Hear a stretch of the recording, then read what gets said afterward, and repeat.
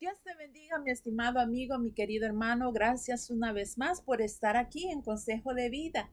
En esta ocasión estamos continuando el capítulo 9 de Hechos. Anteriormente vimos el video donde hablábamos acerca de la conversión de Pablo y puedes apreciar ahí del versículo 1 al 19. Estuvimos hablando de eso en el video anterior. En esta ocasión queremos continuar en el capítulo 9, versículo 20 en adelante. Sabemos la conversión de Saulo, qué fue lo que pasó, a quién usó el Señor para que Saulo pudiera recobrar la vista. Así es que continuamos. Se dice el versículo 20 al 22 que Saulo predicó en Damasco, pero eso no fue inmediatamente. Se le cayeron las escamas, recobró fuerza y fue a predicar. No, hay un tiempo, un tiempito donde él se queda estudiando, no que no supiera las escrituras. Acuérdate quién fue Saulo. Saulo no era una persona cualquiera, era un erudito de la ley. Él había aprendido la ley y los profetas. Él se sabía las escrituras. Lo único que le faltaba a él era asociar las escrituras al verdadero Mesías, que es Jesús. Pero en este momento, Saulo, que ha sido derribado por el Señor, él está estudiando todas las escrituras y de lo que las escrituras del Antiguo Testamento, el Pentateuco, los profetas, los salmos, hablaban de este Jesús. Entonces, ya él estudiando, ¿verdad? Entramos al versículo 20, donde dice que enseguida predicaba a Cristo en las sinagogas. ¿Y de qué forma podía predicar Saulo a Cristo? Solamente asociando las escrituras del Antiguo Testamento con quién era Jesús el Cristo. Y así predicaba en las sinagogas. Acuérdate que los que iban a la sinagoga eran judíos. Y era necesario que Saulo, de alguna forma, trajera comprensión a estos hermanos de él, de que Jesús verdaderamente era el Mesías, el Cristo. Enseguida predicaba Cristo en la sinagoga diciendo que este era el Hijo de Dios, y todos los que lo oían estaban atónitos, sorprendidos. Acuérdate, porque es que Saulo fue perseguidor de la iglesia antes de esto, y era un perseguidor apasionado. Y dice que todos los que le oían estaban atónitos y decían, ¿no es este el que asolaba en Jerusalén a los que invocan este nombre?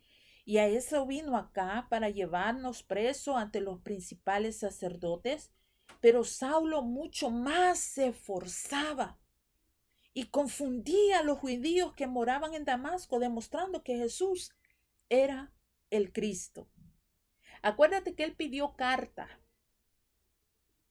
a los principales de Israel en Jerusalén. ¿Para qué? Para dirigirse a Damasco. A Damasco él iba con la meta de perseguir a los del camino, a los creyentes en Jesús. Allá el Señor lo arresta y lo hace su esclavo. Ahora trabajarás para mí. Empieza él a trabajar y ahora estos dicen que estaban confundidos los judíos que moraban ¿dónde? En Damasco, porque es que ellos habían oído que Saulo iba a llegar, pero a hacer otra clase de trabajo, no esto. Los planes del Señor son perfectos. Nosotros a veces tenemos trazado por dónde vamos a caminar, hacer esto, hacer aquello, y planificado de la A a la Z. Pero ¿sabes qué? Eso es si al Señor le place, porque cuando Él tiene planes, ni tú ni yo podemos estropearlos porque ya están trazados. Están trazados por el soberano Rey. Pero Él hacía su trabajo. Y tanto fue la presión, porque es que Saulo era apasionado en todo. Y yo me imagino con ese ferviente amor ahora del Señor, cómo él predicaba a Cristo. Tanto así que el 23 hasta el 25 nos muestra que ya lo querían matar. En Damasco ya querían su cabeza. Dice, pasando muchos días, los judíos resolvieron en consejo matarle. Pero sus acechanzas llegaron a conocimiento de Saulo, y ellos guardaban las puertas de día y de noche para matarle. Entonces los discípulos, tomándolo de noche, le bajaron por el muro, descolgándole en una canasta. Solo imagínate. En 2 de Corintios, si vamos a 2 de Corintios, capítulo 11, nos da un poquito más de referencia de esto. 2 de Corintios, capítulo 11, versículos 32 y 33.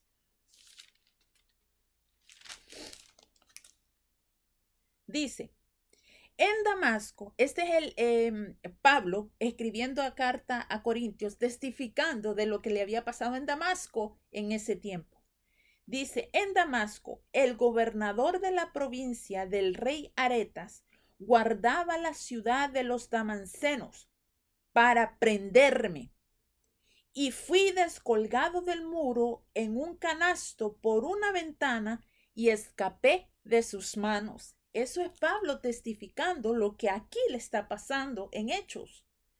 Y vemos que el Señor, una vez más, vemos la providencia del Señor para la vida de Saulo, porque no era todavía el tiempo de que Saulo perdiera la vida. Apenas estaba empezando su ministerio.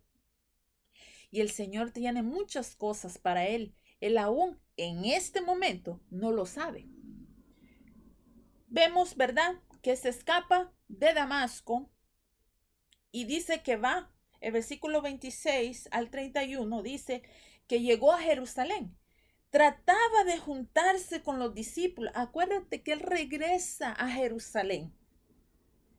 Y Saulo en Jerusalén es temido por los creyentes. Es temido por los del camino.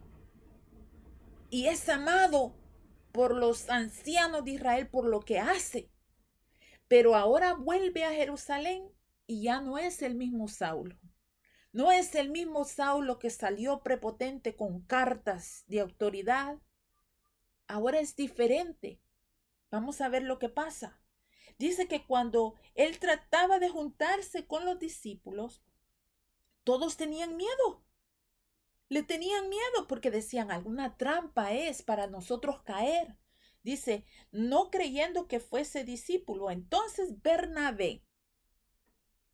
¿Quién es Bernabé? Vamos a ver si se acuerdan. Bernabé está allá al principio de Hechos, capítulo 4, versículo 36 y 37. Veámoslo. Es llamado originalmente José. Hechos 4, 36, 37. Entonces José, a quien los apóstoles pusieron por sobrenombre Bernabé, que traducido es hijo de consolación, a levita, natural de Chipre, como tenía una heredad, la vendió y trajo el precio y lo puso a los pies de los apóstoles. Ese José, llamado Bernabé, fue que él vendió todo y se dedicó al servicio del Señor completamente. Ese Bernabé ahora está aquí y es el que le ayuda y le da apoyo a Saulo, porque todos los demás tienen miedo. Tienen miedo de que Saulo les haga algo y que sea una trampa. Pero Bernabé, lleno del Espíritu del Señor, dice, tomándolo, lo trajo a los apóstoles. Acuérdate que los apóstoles, su sede central siempre fue Jerusalén. Lo trajo a los apóstoles y dice, y les contó cómo Saulo había visto en el camino al Señor, el cual le había hablado, y cómo en Damasco había hablado valerosamente en el nombre de Jesús, y estaba con ellos en Jerusalén, y entraba y salía, o sea, tenía permiso. Entraba y salía, quería decir que tenía libertad para predicar el evangelio. y hablar con los apóstoles. Pero mira la belleza de hermandad de la familia de la fe en Bernabé, que él fue que tomó a Saulo y lo llevó a los apóstoles y testificó de las obras que estaba haciendo el Señor a través de Saulo. Que no era mentira, que de verdad plenamente el Señor lo había convertido y lo había llamado y lo había escogido para un propósito. Dice el 29, y hablaba denodadamente en el nombre del Señor y disputaba con los griegos, pero estos procuraban matarle. Otro grupo se estaba añadiendo, pidiendo la cabeza de Saulo, pero estos procuraban matarle. Cuando supieron esto, los hermanos le llevaron hasta Cesarea y le enviaron a Tarso, de donde originalmente es Saulo. Entonces las iglesias tenían paz por toda Judea, Galilea y Samaria, y eran edificadas andando en el temor del Señor y se acrecentaban fortalecidas por el Espíritu Santo. Vemos aquí que el trabajo de Saulo empieza. No se le hizo fácil. Habían hermanos que dudaban, pero era por el mismo temor y miedo físico que sentían a causa del pasado de Saulo. Ahora vemos que hay un grupo que también se añade porque Saulo toma en serio el predicar a Cristo y no solamente a sus hermanos, sino también a los griegos, a los gentiles. Y los apóstoles quieren cuidar la vida de este hermano y lo mandan a Tarso. No para que descanse, sino que yo me imagino que en Tarso, acuérdate, Saulo de Tarso, Saulo originalmente es de Tarso y lo mandan allá. ¿Tú crees que Saulo se va a quedar quieto y no va a predicar a Cristo entre los suyos, entre sus familiares? Los familiares de Saulo, muchos de ellos terminaron convirtiéndose al Señor, creyendo en el Señor Jesús como Cristo, el Cristo verdadero. Más adelante lo vamos a saber. Hay muchos familiares de Pablo, conocido como Saulo, en los escritos de las epístolas, las cartas de Pablo. Que si nosotros estudiamos cuidadosamente nos vamos a dar de cuenta, y es una lista grande de los familiares de él, que a lo mejor cuando él estuvo en Tarso, él les predicó de ese Cristo que él antes perseguía, mas ahora él le pertenece. Vemos aquí que pone en pausa la vida de Saulo, pero no es que él se va a descansar a Tarso, sino que es hacer el trabajo del Señor. Continuamos. Ahora entra otra escena en este capítulo. Dejamos a Saulo de un lado y Lucas, acuérdate que Lucas es el que escribió Hechos, nos quiere narrar algo que pasó que tuvo que ver Pedro en esta historia. Así es que del versículo 32 al versículo 42, Pedro está involucrado con dos eventos muy importantes. Y en esos dos eventos hay un solo propósito. Y quiero que pongamos atención. Está la curación de Eneas y Dorcas es resucitada. ¿Por quién? Por Pedro, ¿verdad? Pedro siendo el instrumento del Espíritu Santo para estos milagros y prodigios. El versículo 32 dice, aconteció que Pedro, visitando a todos, vino también a los santos que habitaban en Lida, una ciudad, y halló ahí a uno que se llamaba Eneas, que hacía 8 años que estaba en cama.